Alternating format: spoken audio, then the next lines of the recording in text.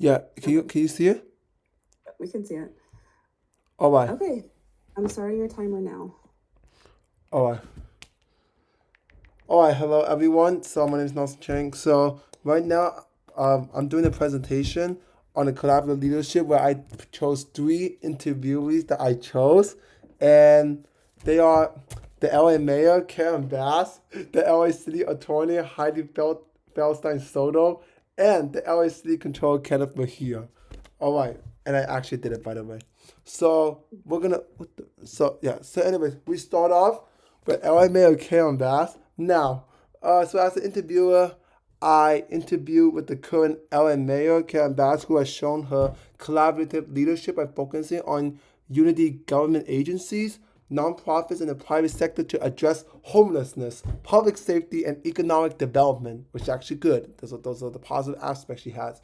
Her approach involves cross-jurisdictional partnership that includes working with LA County on housing, engaging community stakeholders that we learned earlier in the course for downtown LA revitalization, and strengthening regional, state, and federal intergovernmental relations, such as being able to, to have a strong relationship with the LA City Councils to be able to discuss it up with the agendas about what they're going to do and managing the LA local budgets, all the stuff which actually shows the great leadership of her. She implements a whole of government approach to move people into housing, collaborating with city agencies and community partners to speed up services. So it's like she just secured agreements with LA County for joint efforts to address the housing crisis, which has been going on for decades across LA. And she has been embedding county staff in city operations, such as, going along with, such as one of the LA County Supervisor Hilda Soloris, for example, along with others, local leaders as well in city operations. So LA Mayor Karen Bass also partnered with the Downtown LA Alliance and the Los Angeles Police Departments on downtown LA safety initiatives, and she worked with neighborhood leaders on local improvements. She also formed partnerships with Investing in Place, which and other stakeholders for infrastructure planning and downtown redevelopment, resulting in investments, of course, to be able to profit the city of LA. So Karen Bass appointed dedicated staff to lead legislative affairs and intergovernmental relations to ensure the commitment to innovative and experienced change maker, which I cited from, from one of the readings from Emerson and Nabachi. And yeah, so these are the positive leadership that she has done so far, which is good. But let's go on to the failed leadership of Karen Bass. Now, I know this is related to collaborative leadership, but I want to also talk about the pros and cons, basically. So, we all know that she received sharp criticism over the Pacific Palisades fire and the Ethan fire, of course, back in January 2025 last year, where a lot of people, including me, were basically mad at her because she has shown failed leadership for the weak, failed mismanagement of the Pacific Palisades fire, and what she also did wrong was that she made the wrongful termination of the former Los Angeles Fire Department Fire Chief Kristen Crowley, who was demoted to a fire aide or something. So yeah, many people criticize her action for mishandling the LA wildfire incidents, which will lead to the runoff election later on between Karen Bass and one of the mayoral candidates who's also running for LA mayor as well. So basically, she made an $18 billion budget cut to the LAFD, basically to be able to transfer the budget in order to overfund the LAPD and the homelessness, which has still hasn't been resolved ever since.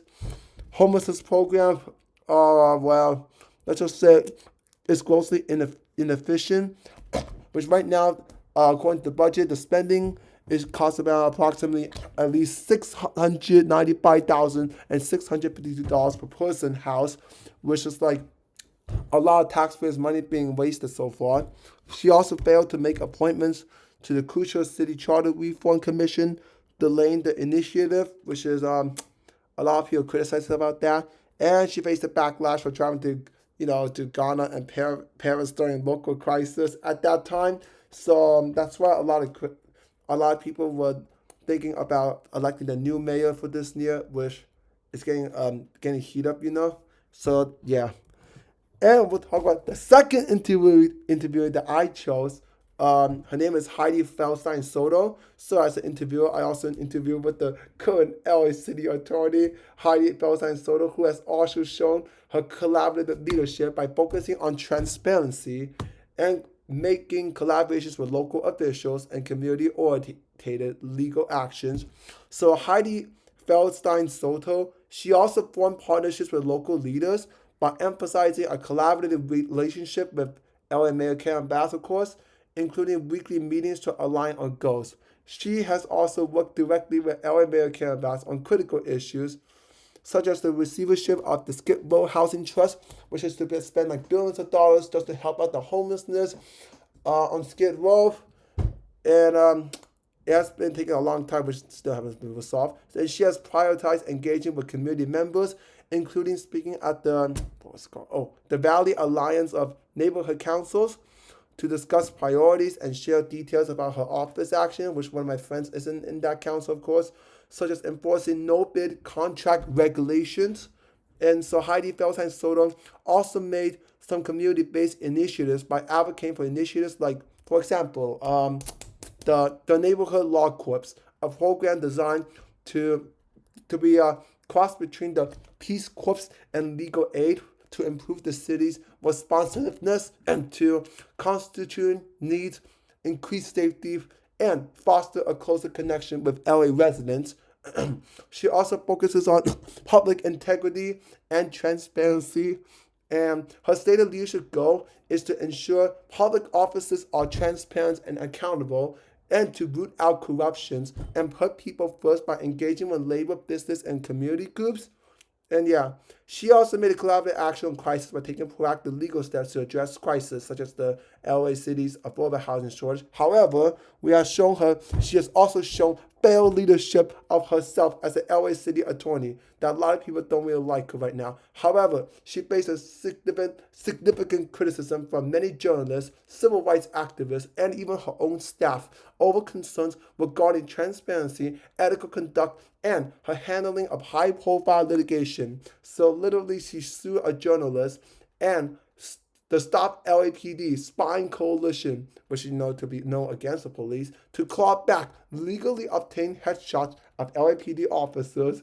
This city eventually settled the case for $300,000, and she has also weakened the public record laws by stating that she proposed legislation to narrow the California Public Records Act, which is known to expose people's privacy, which critics argue will significantly harm government transparency and the public's right to know.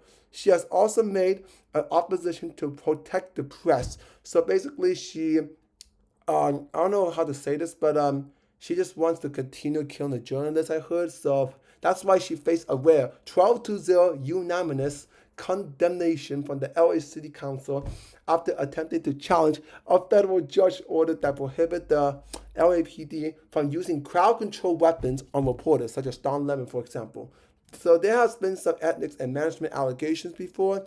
So let's just say back in 2023, Hydee Feldstein Soto recommended a major campaign donor to lend a large homeless housing provider without disclosing the financial connection.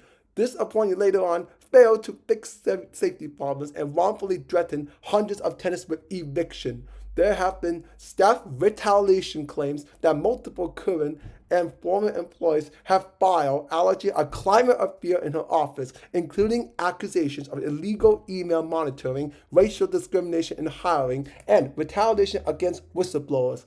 Another LA Fair official. And now we're going to go to the next one, which is actually the only city official who is the best out of any others is Kenneth Mejia, the LA City Controller. So as the interviewer, I also interviewed with Kenneth Mejia, who is the current and cool city controller, of course.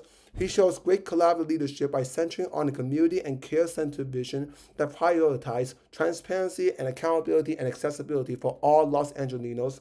He defines his leadership style by assembling inclusive teams and leveraging technology to make government data such as city spending and police activities readily available to the public. He also shows the real transparency to be able to show out the budget. So like I think we all know that head of here, he's good for being able to show us where the funding goes to, be able to tell us about how each department was actually funded and where our taxpayers' money go to. So yeah, unlike any other local officials who are incapable of doing so. And upon taking office, Kenneth Mejia formed a leadership team that blended fresh faces with experienced veterans. So he formed a leadership team with such as the former Deputy Mayor Rick Cole and Inspector General Sergio Perez. Yeah. So this team right there is tasked with working collaboratively across LA City departments to reshape government efficiency. He has shown collaboration with LA Mayor Karen Bass to ensure budget transparency, to ensure continued delivery of city services, while making financial services accessible. And Kenneth Mejia often navigates a tension between being an independent watchdog and a collaborator.